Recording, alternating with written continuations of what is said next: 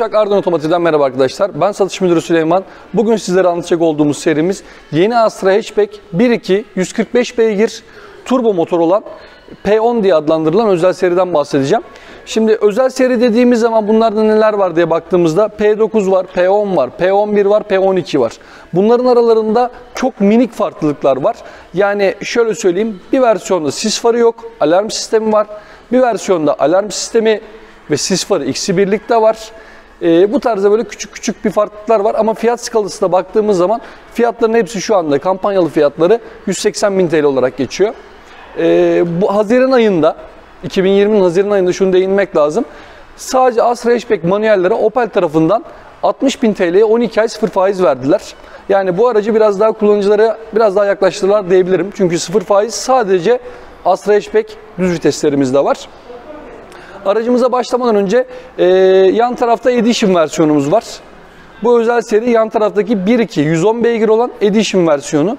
Arasındaki farkları değinmek gerekirse, yani Edition 1.2 110'luk ile 1.2 145'lik P10 arasındaki farklara baktığımız zaman koltuk ısıtma, direksiyon ısıtma, özel serinin artısı, geri görüş kamerası, ön park sensörü, yine bu aracın artısı, katlanabilir yan aynalar artısı, 8 yönlü baldır destekli sürücü koltuğu, P10'da özel serilerde siyah jantlar var.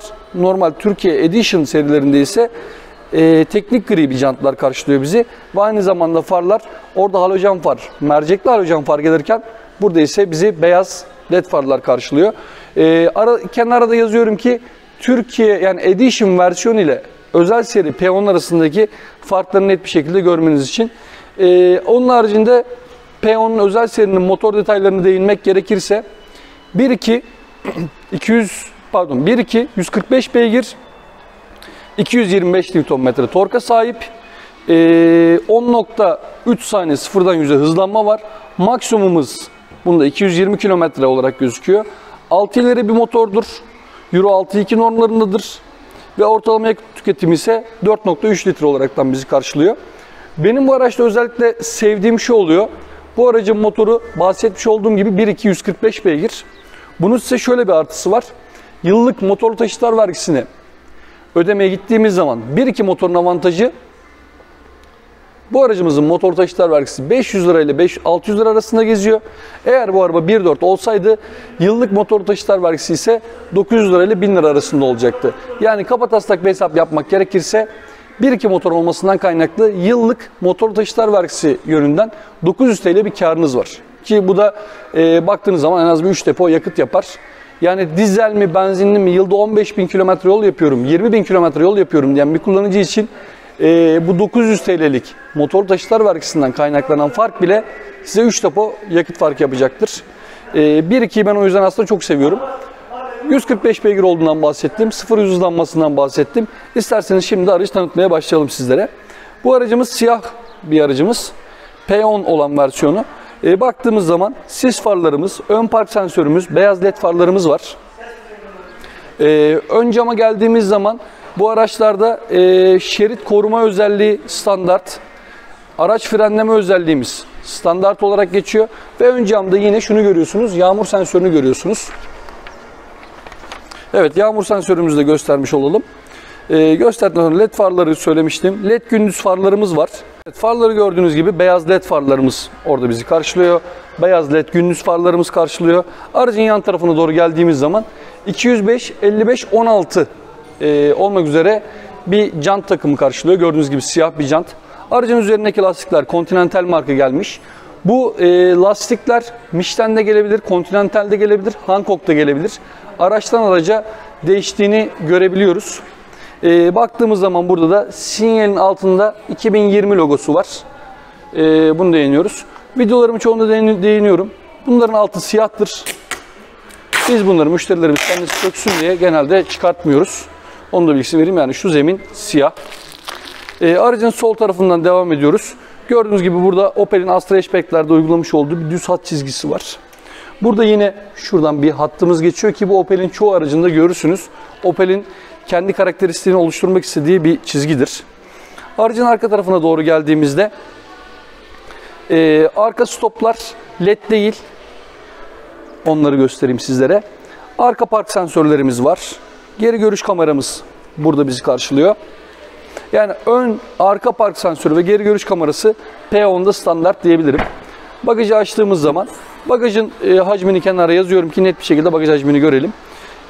Burada orijinal 2020 özel serilerde şöyle özel seri olduğunu biraz da belirten 2020 logolu bir halı paspas çıkıyor aracımızın içerisinden. İlk yardım seti, yangın söndürme tüpümüz burada bulunuyor. Bagajı kaldırdığımız zaman alt tarafta bizi küçük bir stepne karşılıyor. Burada da yine ufak tefek malzemeleri koyabileceğiniz bölümler var. Astra hatchback'lerde akü bagajdadır. Ama takviye yerleri yine ön taraftan da takviye yapabiliyorsunuz. Ama aküler bagajda. Bagaja değindikten sonra aracın yine sağ tarafından devam ediyorum. Yakıt kapağımız burada.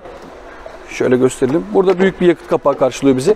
Araç kilitliyse yakıt kapağı kapalıdır. Araç açıksa yakıt kapağı açıktır. Aracın da sağ tarafını size gösterdikten sonra şimdi isterseniz arka diz mesafesine geçelim. Ama geçmeden önce size şunu söyleyebilirim. Bu 1.2 normalde 1.2 110'luklar vardı. Bu araçlar 1.2 145'lik.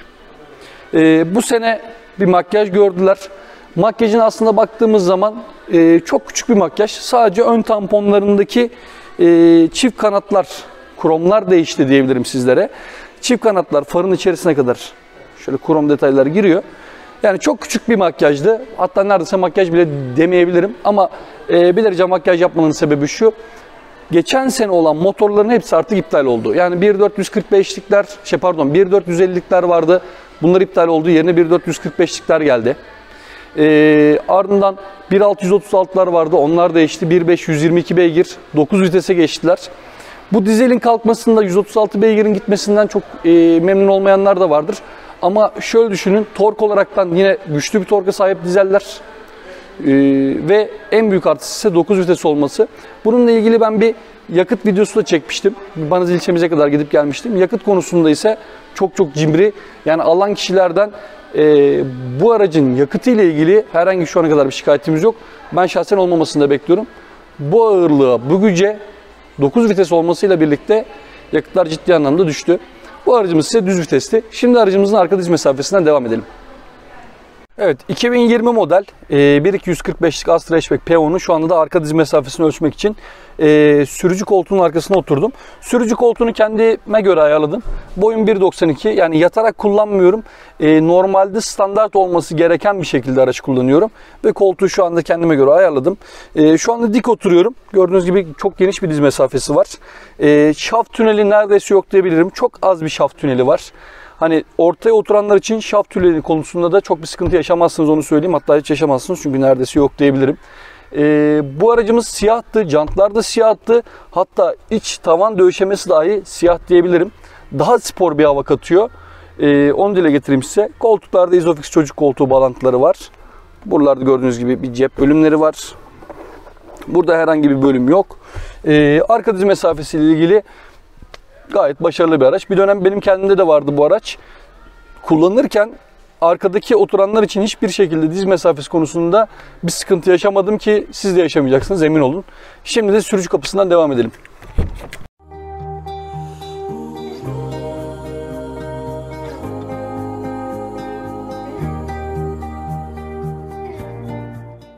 Sürücü kapısındayız. Burada bizi ısıtmalı aynaların kontrolleri karşılıyor. 4 cam otomatiği karşılıyor.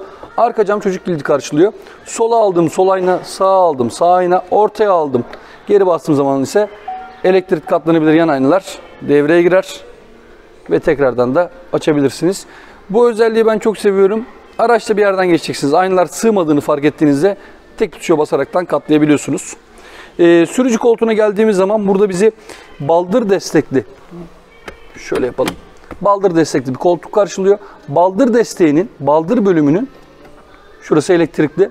Bunu bacak uzunluğunuza göre yüksekliğini, alçaklığını ayarlayabiliyorsunuz. Ve burada bir elektrikli bel yastığı var. Yani bu özelliklere alıştıktan sonra olmayan bir araca bindiğiniz zaman insan mutlaka şunu söylüyor: keşke araçta olsaydı diyor. Kapı eşiğine baktığımız zaman Opel'in krom kapı eşiği bizi karşılıyor. Far sensörü, yağmur sensörü, kendinden karan ışık ikiz aynası aracımızda var. Hız sabitleyici, far sensörünü evet gösterelim. Ön sis farı ve arka sis farı tuşlarımız yine far sensörünün tuşunun üzerinde. Hız sabitleyici, hız sınırlayıcı, direksiyon üzerinden müzik kontrol tuşları. Orada gördüğünüz gibi direksiyonda deri bir direksiyon karşılıyor. Direksiyonda yükselip alçalma ve derinlik ayarı var. Onda herhangi bir sıkıntımız yok. Ekrana baktığımız zaman isterseniz sürücü bilgi ekranı gösterelim Ahmet Bey. Mesela diyor ki şu anda akü tasarruf motoru, yani akünün zayıf olduğunu bize dile getiriyor şu anda gördüğünüz gibi ekranda. Çünkü aracı çalıştırmadan şu anda farlarını yakmıştık. İsterseniz içinden yine devam edelim. Arkadaşlar şöyle bir anahtar karşılıyor bizi. Kapı açma, kapıları kilitleme, camları indirme ve camları kaldırma. Yani kumandanın camları açıp kapatabiliyorsunuz. Şöyle susla bir anahtar var. Anahtarımızı şimdi kontağa takıyoruz. Ve aracımızı çalıştıralım. Öncelikle bütün çek ayarlarının, bütün çek işlemlerinin, aracı kontrol etme işlemlerinin bitmesini bekledik. Ve marşımıza baktık, bastık. Evet, devirler ileri geri şovunu yapıyor bize. Burada bir bilgi ekranı var. Buradan yakıt verilerini görüyoruz. Ama öncelikle yakıt olduğu için şu anda bize sadece yakıtın düşük olduğunu söylüyor. Diğer başka herhangi bir bilgi vermiyor. Buraya geçtikten sonra burada çift bölgeli bir dijital klima karşılıyor bizi. Bakın şu şekilde. İki taraf low'lar. Buradan sign'e bastığım zaman ikisini beraber kontrol edebiliyorum. Klimayı kapattım geri. Ekran burada 7 inçlik bir tane dokunmatik ekranımız var. Şöyle ana ekrana gelelim. Telefon, CarPlay, Android Auto, Opel'lerde artık neredeyse standart diyebilirim sizlere. Ayarlar dediğim zaman, araç dediğim zaman çarpışma uyarı sisteminden bahsetmiştim. Buradan alarmlı, frenli, sadece alarm var veya komple önden çarpışma sistemini kapat diye ayarlarını yapabiliyoruz. Geri görüş kamerasının sembollerini, park asistanı, park sensörünü kapatıp açabiliyoruz. Bu tarz ayarların hepsini buradan yapıyoruz. Klimalardan bahsettim. Sağda kademeli bir şekilde koltuk ısıtma sistemi var. Solda da aynı şekilde kademeli bir şekilde koltuk ısıtma var.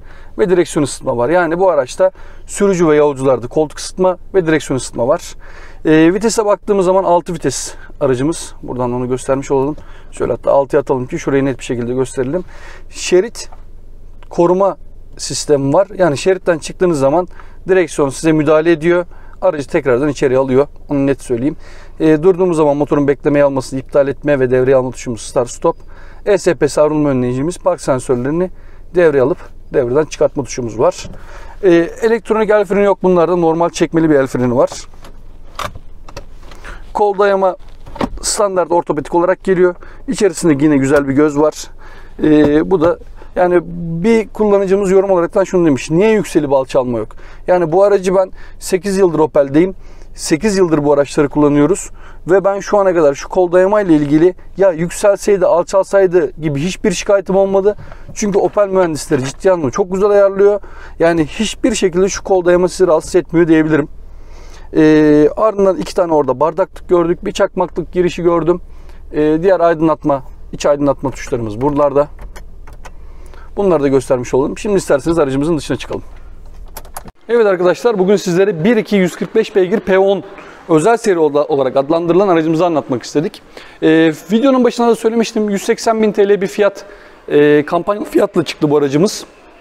Ama tabi bunlardan bayilerde mutlaka indirimler alabiliyoruz. 60.000 lira 12 ay 0 faizden de bahsettim size. Astra yıllardır kendini kanıtlamış, Opel'in güzel, sevilen, piyasası olan, virajıyla her zaman dikkat çeken, yalıtımlarıyla, diz mesafesiyle Opel yapan araçlardan bir tanesi de çok rahat bir şekilde Astra diyebilirim sizlere. Bugün P10'u anlatmak istedik. Sorularınız olursa mutlaka yorumlara yazın. Elimden geldiğince her zaman cevap vermeye çalışıyorum. Aracın özellikleri şu anda yandan akıyordur. Tane tane oraya da yazmaya çalışıyorum her zaman. Videoyu durdurup oradan takip edebilirsiniz.